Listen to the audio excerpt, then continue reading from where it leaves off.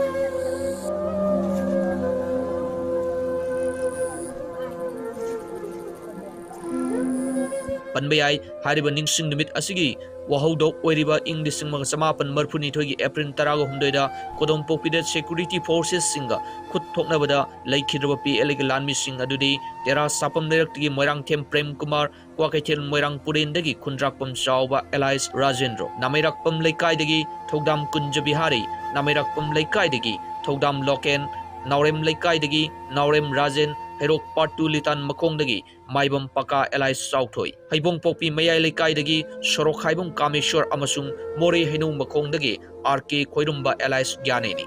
Amarom the Manipur Martyrs Committee convener na Numit Asidalamdam Asigi Miamna Cheiraoching the Lakpiduna Laikidaba Athouba Singgi Mapamda Heikat Leikat Tamba Asida Saruk Yabinava Media gi Kuthangda Afil Torkiba Laikrabani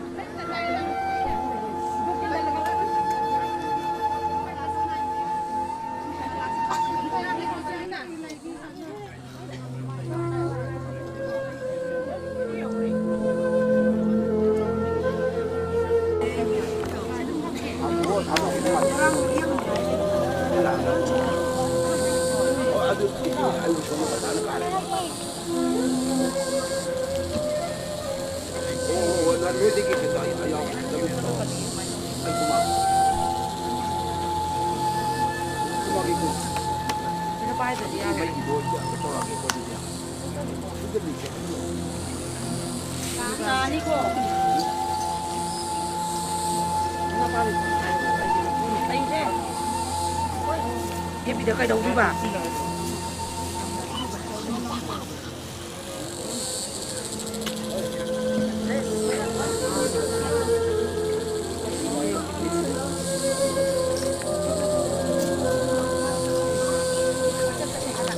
Saya mau mengakhiri lagu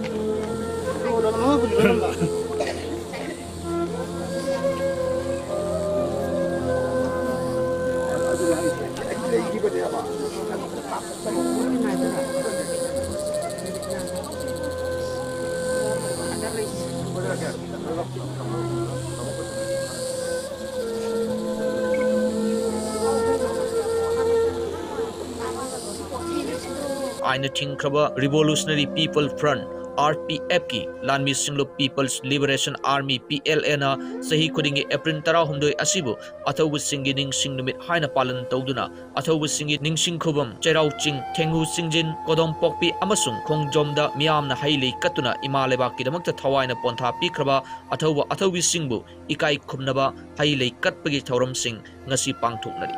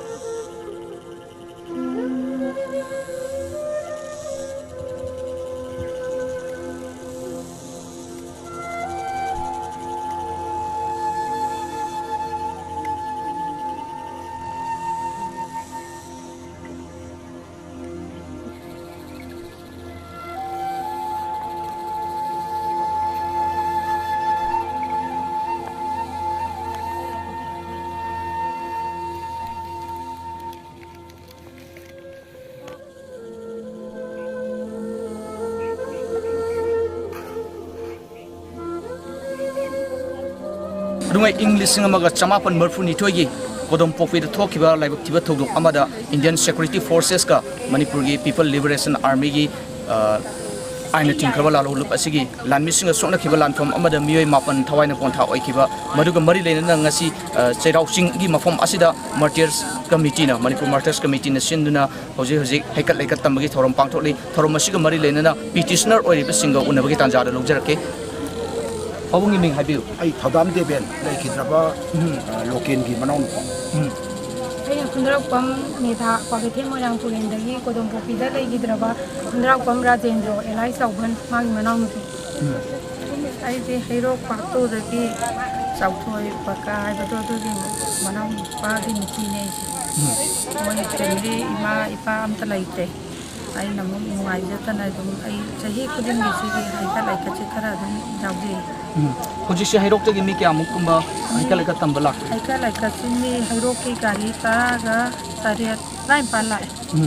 Okay madam kari wafam thambiningi asigi thorom asiga mari lena na thorom asiga mari lena na ina haijening badi haji sahi khudingi akoina 13 April laina Cheiraoching mathaki thel sida halaman haidi seisa jat khaidana haidi muslim gi tribal gi punamak loina suna Heikat Leikat Tamba lak kodo handaki sahi suna pung phana mayamna nungsa marak sida asaba maisa marak sida khanga isagi damak haidi layoi graba misat ro khindam ba mayam gi damakta akoi tawdaba yade kataba yade koi mayam le hori haina mayamna lakpi bese akoi petitioner site gi yamna thagat sai press media mayam adagi says the Red Cross Infan West ki gaikuna laiba mayam sigi hai mahi pibi dana makhada medical team mayam lagi dana tawri base akoi petitioner site gi thagat sari horen pung sarkar na budi high court na thoko order di pung taruk tagina pung manga bo hai adubu akoi gi state ki mu tawrok matamda pung taret tagina pung mari bo hai aduna si bo ki pung mari bo ki manungda mayamna atat akham laidana mayamna laikat pa lakpina ba petitioner site gi ningsing jari aduga ai akoi gi site gi haijagada ba horen dang da mayamna mayamgi athouba mayamgi mafamda nungdangda thonganda kendan amamam tang katpi duna mayamna awaba phongdokpo ina nungdangda su simtang tawbiu haina petitioner site gi haijari Abungi kari wafam thaming lagi kaina ne ai bu khaijo hadaga di khoi gi hai leikat pa lakpiri ba khoi gi ijilinaw ipaisa sing sina khoi gi thamoi gi nungai jabani na ta phongdok pani ya na masai law phongna tawbi bado madum da gi tawbi ga no na khoi petitioner site gi ningsing ja Okay, hojik fawda sorakba hai leikat palak ki mi kya mukum balak ki. ꯃꯗꯨꯗꯤ ꯑꯩꯈꯣꯏꯅ ꯃꯊꯛꯇ ꯉꯥꯏꯍꯥꯛ ꯄꯨꯡ 7:30 ꯅꯤꯄꯥꯜ ꯑꯗꯨꯋꯥꯏꯐꯥꯎ ꯂꯩꯔꯝꯃꯅꯤ ꯍꯧꯖꯤꯛ ꯃꯔꯛꯁꯤꯗ ꯀꯌꯥꯝ ꯂꯩꯈꯤꯕꯅꯣꯗꯤ ꯈꯪꯗꯦ ꯍꯧꯖꯤꯛ ꯐꯥꯎꯁꯤꯗ 1,000ꯒꯤ ꯃꯊꯛ 2ꯒꯤ ꯃꯌꯥꯗꯤ ꯑꯣꯏꯔꯝꯒꯗ꯭ꯔꯥ ꯍꯥꯏꯅ ꯈꯜꯂꯤ Manipurgi mafam ayambada singdagi nam yogirapagi ꯍꯣꯏ ꯍꯣꯏ ꯂꯣꯏꯅ ꯌꯧꯔꯦ ꯑꯩꯒꯤꯗꯤ ꯐꯦꯁꯕꯨꯛꯇꯁꯨ ꯑꯩꯒꯤ ꯃꯣꯕꯥꯏꯜꯗ ꯑꯩ ꯊꯥꯒꯠꯆꯩ ꯑꯩꯒꯤ ꯕꯥꯔꯇꯣꯟ ꯇꯧꯏ ꯑꯗꯒꯤ ꯄꯥꯎꯖꯦꯜ ꯐꯪꯏ ꯑꯩꯒꯤ ꯈꯨꯗꯤꯡꯃꯛ ꯑꯩꯒꯤꯗꯤ ꯐꯦꯁꯕꯨꯛꯇ ꯊꯥꯒꯠꯆꯩ ꯃꯣꯕꯥꯏꯜꯗ ꯂꯥꯛꯄꯤꯌꯨ ꯂꯥꯛꯄꯤꯌꯨ ꯂꯥꯛꯄꯤꯌꯨ ꯑꯗꯨ ꯀꯩꯒꯨꯝꯕ ꯁꯔꯀꯥꯔꯅ ꯑꯊꯤꯡꯕ ꯄꯤꯔꯒꯁꯨ ꯃꯗꯨꯒꯤꯗꯃꯛꯇꯗꯤ ꯃꯥꯏꯔꯣꯡ ꯌꯥꯒꯦꯅ ꯑꯩ ꯂꯩꯖꯩ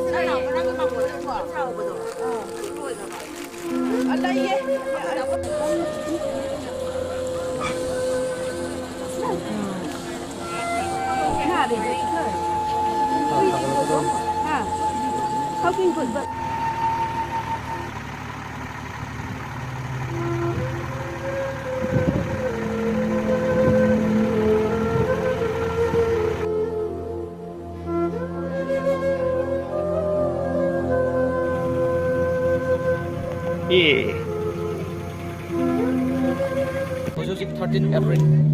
Athouba Singgi Numit hana palan pangthokliba Cheiraoching gi mafam asida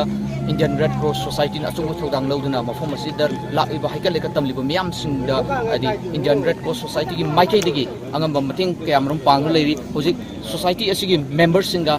unabagi tanjadu lojigi sir hojik se kari oina lebi I see Indian Red Cross Society Impal West branch ki chairman leijabani hojik hojik the lobby riba thodang sing asi kari keno ikuna side gi bidi ujare mayam dong Indian Red Cross Society Impal West district branch ki volunteers and members in a lorry ba thodang si kogi masarida kari ba Heikat Leikat Tamba gi tamjada kogi kerumba awana thopa sok chatpa khotpa kumba any incident ma thobada koina masira muibu phasit piba loina na koina masira laibu mayam se karakpada sigidro moi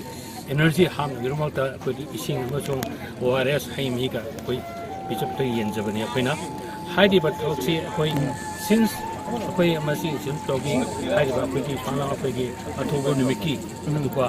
lakadu koi ki Cheiraoching khotin se koi dum masi ki phase po sang de swan to na koi ki miyang bi saba ja koi to lakjabani aduna hayeng chu koi haidi same team sina koi sumba Aset post ka hamgo loina na kogi soal mayam da seba to bache kogi hola jagani hari sini kuch secretary ka hojik fawda volunteer kya amna no mayam sarik abiri se kogi ngasi bokta ngasi da hangjo sida Indian Red Cross Society Impal West branch ko des ko kun na saru ya na koi faucet post hamu sida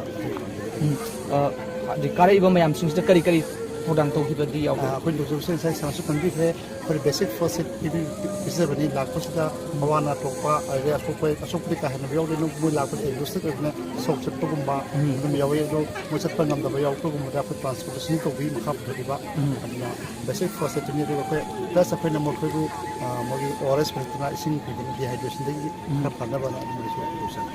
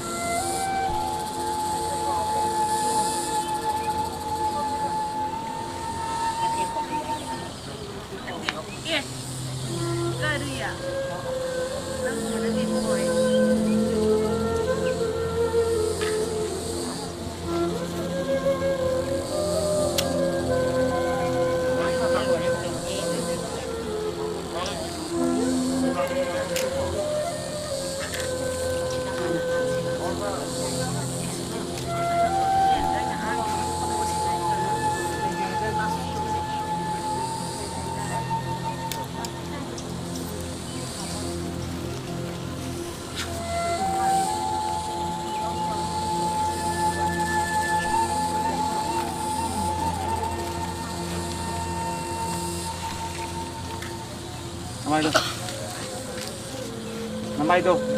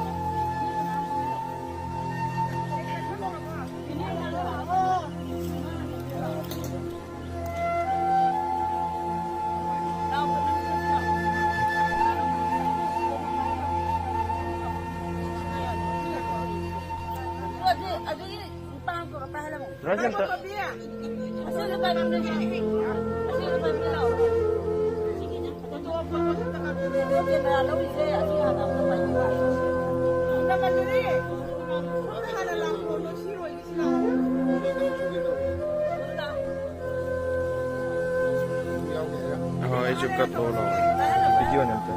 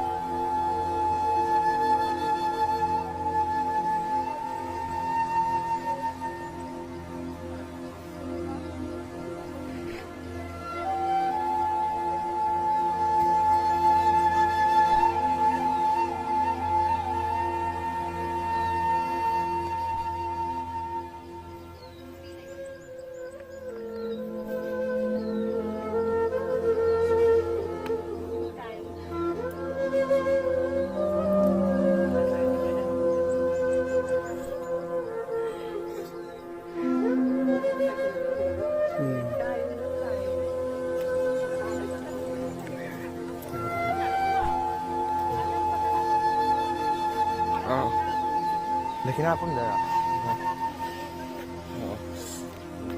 Dapur, cikgu loh.